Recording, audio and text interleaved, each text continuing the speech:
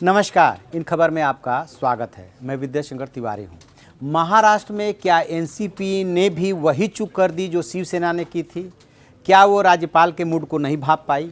क्या राज्यपाल ने जो उनको सरकार बनाने का न्योता देने के लिए कल शाम को बुलाया था, उसमें जो इशारा किया था, उन इशारों को नहीं समझ पाई एनसीपी?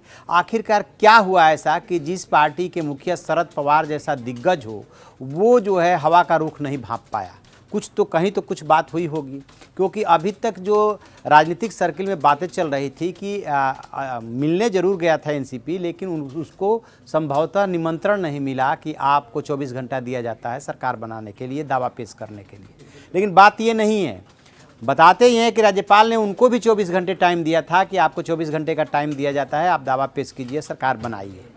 लेकिन जो कुछ भी डेवलपमेंट हुआ वो मंगलवार यानी कि आज के दिन सवेरे डेवलपमेंट हुआ कि एनसीपी को ये लगा कि कांग्रेस की तरफ से देरी हो रही है और शाम तक शायद वो ऐसा न कर पाए, लिहाजा जो शिवसेना से गलती हुई है वही गलती ना हो जाए। और इसी हड़बड़ी में कहते ये हैं कि एनसीपी ने राज्यपाल को सुबह में एक चिट्ठी लिख दी कि उन्हें 48 घंटे का और समय दिया जाए।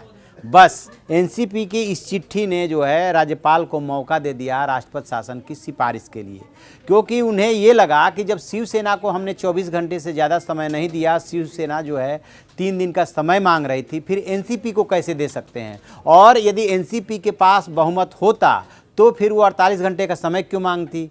तो राज्यपाल को बहाना मिला, क्योंकि बहुत ही आश्चर्य हुआ था, ताजुब हुआ था कि यदि राज्यपाल ने एनसीपी को रात 8:30 बजे तक का समय दिया हुआ था तो फिर दिन में ही सिफारिश कैसे कर दी? सब बात समझ में नहीं आ रही थी। लेकिन अब जो खबरें आ रही हैं उन खबरों के मुताबिक सुबह एनसीपी ने एक चिट्ठी भेजी थी जिसमें 48 घंटे का टाइम मांगा था। उसके बाद जो है राज्यपाल के यहाँ से कार्रवाई में तेजी आई और उन्हें ये लगा, ये कहने का मौका मिल गया, साबित करने का मौका मिल गया कि जिस तरीके से शिवसेना के पास बहुमत नहीं है वैसे ही एनसीपी के पास नहीं है। और एक बात और कि बीजेपी को तो उन्होंने 48 घंटे का टाइम दिया था और शिवसेना को 24 घंटे का टाइम दिया, फिर एनसीपी को उसके सदस्यों की संख्या बल्कि शिवसेना से 2 कम है, उसकी 56 है, इनकी 54 है, फिर इनको किस आधार पे हम 48 घंटे का टाइम देते? या तो जिस तरीके से बीजेपी को 48 घंटे का टाइम दिया गया था वैसा ही शिवसेना को 48 घंटे का मिलना चाहिए था और फिर जो है एनसीपी को भी 48 घंटे का मिलना चाहिए था। लेकिन राज्यपाल ने जब अपना क्राइटेरिया बदला, बीजेपी को 48 घंटा, शिवसेना को 24 घंटा और एनसीपी को 24 घंटा, तो कम से कम एनसीपी को तो भांप लेना चाहिए था। शिवसेना में उतने राजनीतिक अनुभव वाले या सत्ता का अनुभव वाले नेता नहीं हैं। शरद पवार तो बात को समझ रहे थे कि बीजेपी में उनका पाला किससे है, वो कौन कौन सा दाव पे चल सकते हैं, या एनसीपी की भी इसमें कोई चाल थी, ये कहना बड़ा मुश्किल है। धीरे धीरे बातें क्लियर होंगी, लेकिन अभी जो खबर मिल रही है उन खबरों के मुताबिक यहाँ से खेल बिगड़ा, क्योंकि एनसीपी ने चिट्ठी लिख दी कि हमें 48 घंटे का और टाइम दिया जाए और यहीं पे राज्यपाल को मौका मिल गया। तो आप ऐसी खबरों के लिए देखते रहिए हमारा डिजिटल चैनल इन खबर। Thank you.